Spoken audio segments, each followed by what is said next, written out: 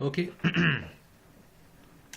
Donc, dans cette vidéo-ci, je vais vous montrer, en fait, on va faire un exemple du qui carré qu'on avait vu en classe, juste pour vous le rappeler. OK? Donc, on parle ici de qui carré. OK? Et on utilise une analyse de qui carré pour, dans le cas où on a des tableaux de fréquences. Donc, pas des moyennes, mais on a des fréquences. Donc, j'avais donné dans la classe un exemple, par exemple, d'affiliation politique. Par exemple, disons,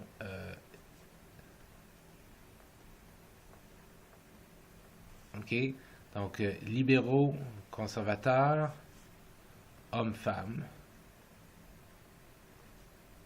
OK? Et donc, ce que j'ai ici, c'est un tableau de contingence. OK? Un tableau 2 par 2, en fait, parce que deux sexes, deux affiliations politiques. Donc, quatre cellules. Une, deux, trois, quatre. Un tableau 2 par 2. Et disons que je dis 15 hommes sont libéraux, 30 hommes sont conservateurs, euh, 9 femmes sont libérales et 12 femmes sont conservatrices. OK?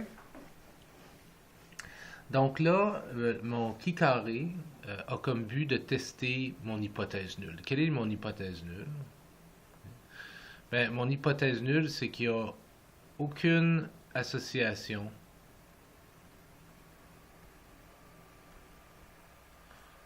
entre le genre et la filiation politique. OK? Ça, c'est mon hypothèse nulle. Qu'il n'y a aucune relation entre le genre et la filiation politique. Puis l'hypothèse alternative, ben, c'est qu'il y a une relation ou une association. OK? Entre le genre et la filiation politique. OK? Donc, je vous ai déjà dit, la formule pour ce qui carré-là est la suivante. L'ensemble des fréquences observées moins attendues carré sur les fréquences attendues. OK? Donc, bien important de comprendre, ce n'est pas ça ici. Là. Observer moins attendu au carré sur attendu. Et ce n'est pas ça. Hein? Non, non, non. C'est ça ici. L'ensemble de ça ici. Observer moins attendu au carré divisé par attendu. Okay? Donc, où est mon petit crayon? Oui. Je vais juste effacer ça ici que je viens de faire pour ne pas vous induire en erreur. OK. Donc, j'ai ici mes fréquences, comme je vous ai dit auparavant en classe, j'ai ici mes fréquences observées que je vais mettre en jaune. OK? Ça ici. Ça c'est observé. OK? Puis j'ai besoin de mes fréquences attendues. Alors, quelles sont les fréquences attendues? Les fréquences attendues, c'est les fréquences que je devrais observer s'il n'y avait aucune relation. Comment je fais pour savoir ça? Bon. Ben, tout d'abord, je dois calculer mes totaux de rangées, OK? Et mes totaux de colonnes. Donc, le total de rangées pour les hommes, ici, c'est 45. OK? Évidemment. 15 plus 30 égale 45. Le total de rangées pour les femmes, c'est 9 plus 12. On parle donc de 21. De 21. Oui. Voilà. Maintenant, ça me prend les totaux de colonnes. Donc, le total pour la colonne libérale est de 15 plus 9. On parle donc de 24. Et le total pour la colonne conservatrice est 30 plus 12, on parle donc de 42. Bon. Maintenant que j'ai les totaux de rangées et de colonnes, je peux maintenant me mettre à calculer mes fréquences attendues, les A dans l'équation ici. Alors, pour rendre ça un peu plus simple, là, je vais juste appeler la première cellule en haut à gauche, la cellule 1. La deuxième cellule en haut à droite, la cellule 2. La cellule en bas à gauche, la cellule 3. Puis, tiens, non, allons pas avec ça parce que c'est des chiffres. Faisons plutôt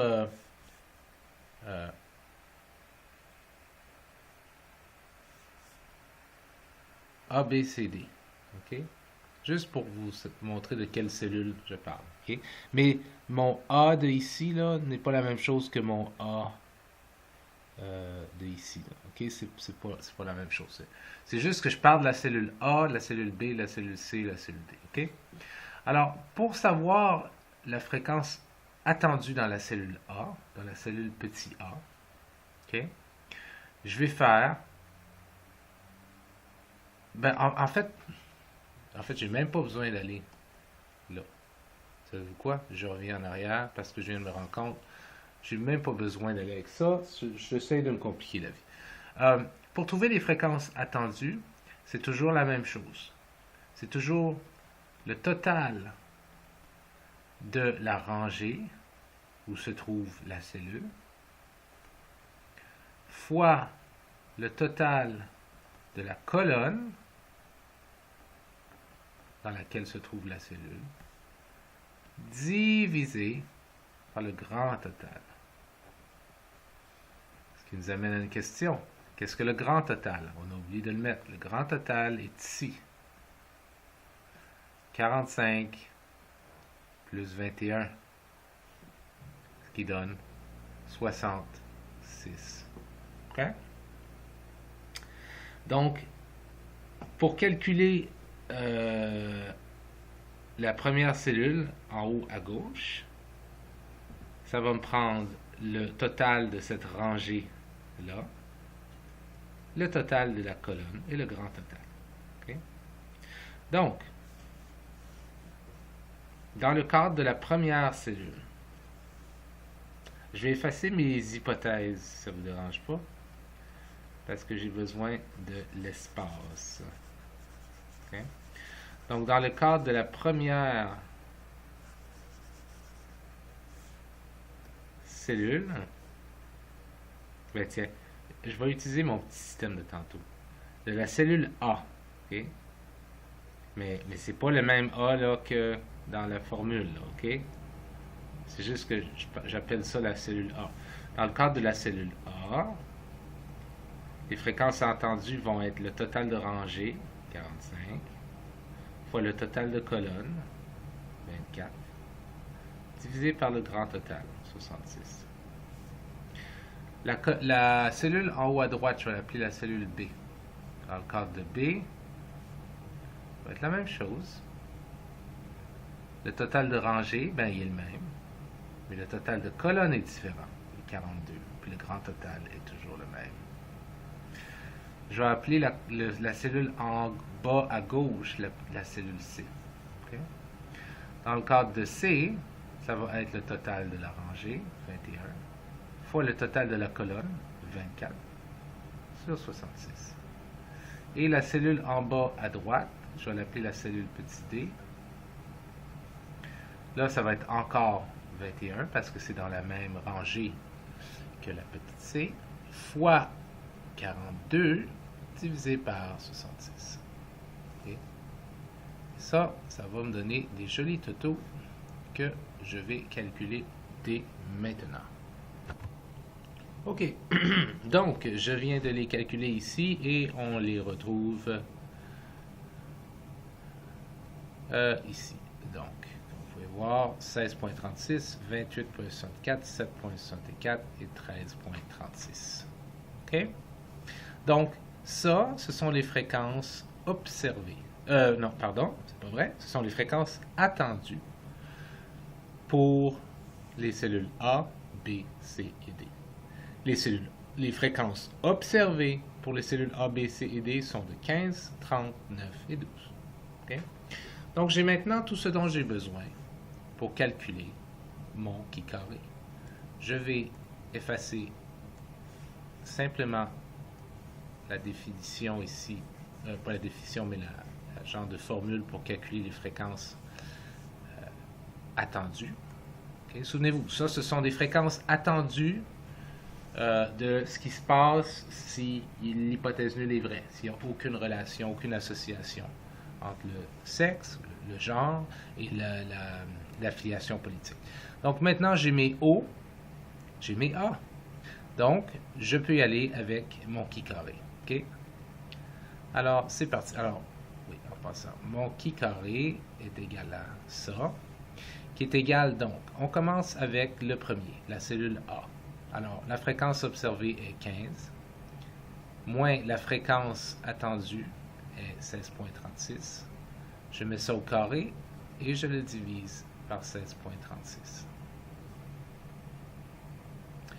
Plus, on y va pour la cellule B. Okay? La fréquence observée est 30. La fréquence attendue est 28.64. Je mets ça au carré et je divise ça par 28.64. Plus, allons-y avec C. La fréquence attendue, observée pour C est 9. L'attendu est 7.64 au carré divisé par 7.64. Okay? Puis, je vais juste continuer ici là, pour avoir plus de place. Plus le dernier, on y va pour petit d, la cellule D. La fréquence observée est 12. La fréquence attendue est 13,36 au carré sur 13,36. 13,36. OK? Donc, si je fais ça, ça me donne un chi carré que je vais calculer tout de suite. OK. Alors, selon les calculs, ça donne, le chi carré donne 0,56.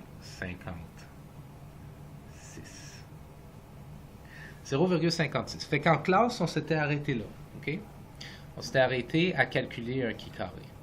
Maintenant, j'ai donc ici mon chi carré de 0,56. OK? Comment je fais pour savoir qu'est-ce qu'il veut dire? Il faut que j'aille dans la table des chi carrés. OK? Il faut que j'aille dans une table des chi carrés, regarder sous 0,05, parce qu'on fonctionne encore avec un alpha de 0,05. Mais d'abord, je dois calculer mes degrés de liberté. Pour faire ça, je vais effacer le calcul des fréquences attendues parce que, voilà, je suppose que vous l'avez compris. Sinon, ben, vous pouvez juste regarder encore la vidéo. J'ai effacé un petit carré ici. Okay. Donc, il va falloir que j'aille dans la table des chi carrés et regarder sous 0,05, mais il faut que je cherche d'abord les degrés de liberté. Les degrés de liberté, dl ou bien df pour degrees of freedom, okay? Dans le cadre d'un chi carré, c'est facile. C'est le nombre de rangées moins 1 fois le nombre de colonnes moins 1. Dans ce cas-ci, on a 2 rangées, 2 colonnes. Donc ça fait 2 moins 1 fois 2 moins 1, ce qui fait 1 fois 1, ce qui fait 1 degré de liberté. OK? juste pour le fun comme ça, si j'avais, imaginons en bas ici, je vais faire un espace, petit espace là, on va pas recalculer un nouveau truc là, mais imaginons que j'avais un tableau plus compliqué, genre, euh, disons homme, femme, puis j'avais plus qu'une affiliation politique, comme par exemple libéral, conservateur, NPD, et puis je sais pas moi, Parti vert, par exemple. OK? Donc là, j'aurais un tableau de contingence qui serait du 4 par 2. J'aurais 8 cellules. 1, 2, 3, 4, 5, 6, 7, 8. OK? La, la, la logique pour calculer mon carré serait exactement la même. Exactement la même. Je calculerais mes fréquences attendues. Ça ne changerait absolument rien. OK? Ça ferait juste plus long parce qu'il y aurait plus de calculs à faire. Mais dans ce cas-ci, le degré de liberté que je devrais calculer, okay, serait le nombre de rangées moins 1 fois le nombre de colonnes moins 1. Donc le nombre de rangées moins 1, ça donnerait 2 moins 1, comme dans notre cas en haut, parce qu'il y a hommes et femmes. Mais le nombre de colonnes moins 1, ça donnerait plus 2 moins 1, c'est parce qu'il y a 1, 2, 3, 4 colonnes. Ça donnerait 4 moins 1. Donc ça donnerait 1 fois 3, donc ça donnerait 3 degrés de liberté. OK? Donc c'était juste pour vous montrer comment ça peut varier dépendant combien de colonnes tu as. Nous, on y va juste avec un cas simple où on a 2 colonnes, 2 rangées. OK? Donc je vais effacer ceci. Donc maintenant, ce que je vais faire, c'est que on connaît notre qui carré, qui est 0,56. OK? Donc on a notre qui carré de 0,56. On a le fait que c'est un alpha de 0,05. On a décidé ça. On travaille juste avec ça de toute façon dans le cours. Et on a notre degré de liberté qui est 1 degré de liberté. Alors avec ça, on peut aller voir dans la table des F pour voir ce qu'il y en est. OK? Je vous amène là. OK. Je viens juste de réaliser que je viens de dire le mot la table des F ou l'expression la table des F. C'est pas une table des F, c'est une table des qui carrés. OK? Je suis désolé, là, je me mélange, il est 10h30 le soir. Donc voici une table des qui carrés. Vous avez les degrés de liberté dans la colonne, la première colonne là, verticale, DF. Okay? 1, 2, 3, 4, 5, ta, ta, ta, ta, ta. Nous, on est sous 1, comme on a vu. Okay? Et en termes de alpha, on est à 0.05. Donc, on est à 1 et 0.05. À l'intersection de 1 et 0.05, c'est 3,84. 3,84 est notre qui carré critique.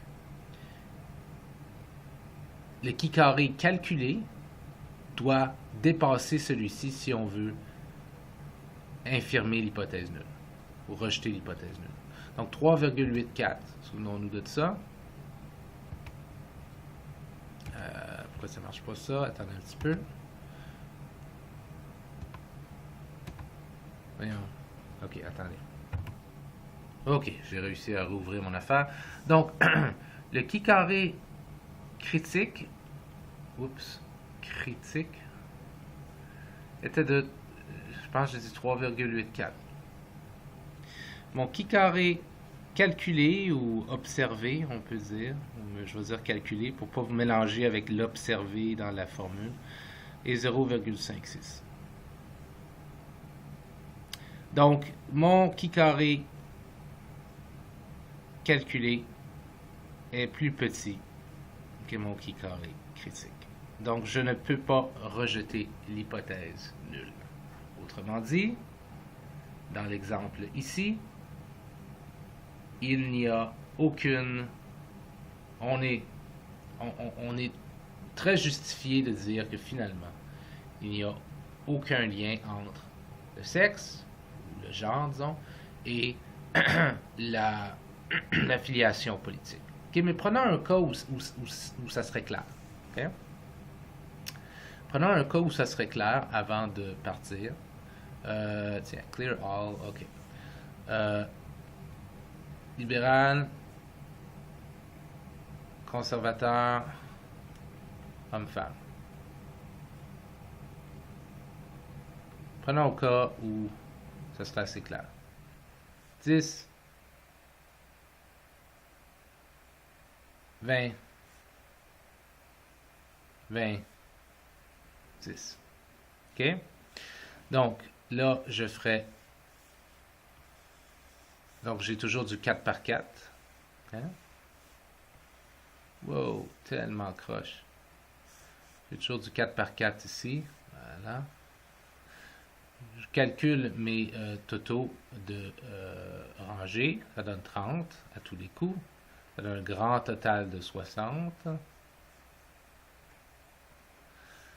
Mes totaux de colonnes donnent évidemment aussi 30. OK?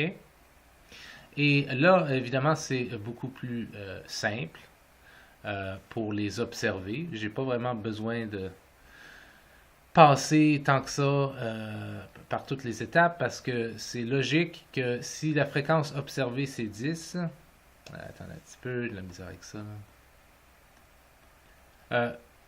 Je veux dire, ça serait pas si difficile pour les fréquences attendues. Okay? Parce que si le total est 60 puis il y a le même nombre dans chaque groupe, ben c'est comme logique que les attendus, ça serait 15, 15, 15, 15. C'est comme logique. 15, 15, 15, 15. Vous pouvez passer à travers les étapes, là, mais ça va toujours donner la même chose. Okay? Dans le premier cas, dans le cas de la cellule ici, ça serait 30 fois 30 divisé par 60. Okay? Dans le cas de la cellule ici, 30 fois 30 divisé par 60. Donc ça donne tout le temps la même chose. 30 fois 30 divisé par 60. Okay? Puis si vous faites 30 fois 30 divisé par 60, ça donne 15. OK, donc si on calculait le qui carré ici, encore là, je ne vais pas le faire au complet, mais ça nous donnerait quelque chose comme 6.7 à peu près, 6.67, 6.7. Okay? Ben, quels sont les degrés de liberté?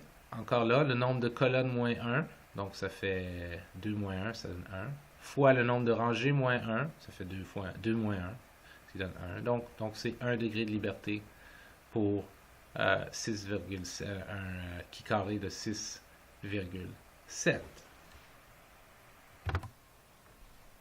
En prenant ma table des qui carrés ici, si je vais à degré de liberté 1 et 0.05, je remarque encore une fois que mon critère est 3,84.